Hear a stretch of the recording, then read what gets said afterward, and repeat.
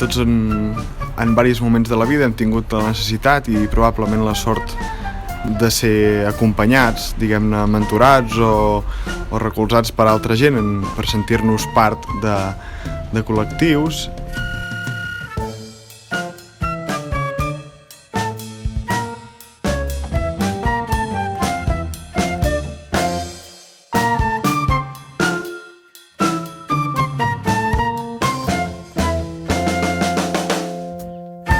Hi ha una persona, de fet hi ha unes quantes, però hi ha una persona que amb els anys m'he adonat que ha sigut un molt bon referent per mi. Són importants perquè et saben escoltar, perquè tu passes bé amb elles, perquè comparteixes projectes.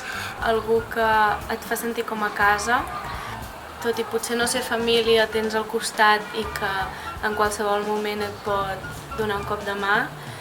És algú que et pot escoltar. Ell em va ensenyar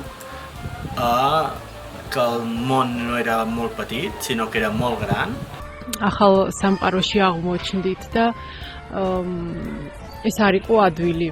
I anava amb molta por, pensant que seria jo sol qui m'hauria d'espavilar i de cop te n'adones que tens un col·lectiu al voltant. Lo che è in situazione complicata o in situazione che è più difficile e ti fa un cambio di prospettiva. Sempre s'han presentat en moments aquells que estàs com super perduda i una conversa clau en un moment clau que et fa com un clic i dius, ostres, vale, sí. I sobretot pels exemples, no tant de dir sinó de fer, no? Els fets. Em feien costat i em van fer sentir part i família de tot el que estava passant allà dintre. No? ეს ყოველივე წარმატება არა მარტო ჩვენ გვიკავშირდება, არამედ ყველა იმ ხალხს, ვინც ჩვენს გვერდით იდგა და თითოეულს, ვინც ჩვენ გვეხმარებოდა ამ წარმატების მიღწევაში. A més sobretot recordo tot allò que em transmetia o que intentava transmetre'm. كتير مناح وظراف وحسيناهم مثل عائلتنا وكتير يعني ساعدونا بكتير اشياء بالبيت باللغة Hi ha una abraçada col·lectiva i incondicional a formar part i a formar grup. La idea de fer xarxa, la idea de pensar amb l'altre i de conjuntament amb l'altre fer coses plegats.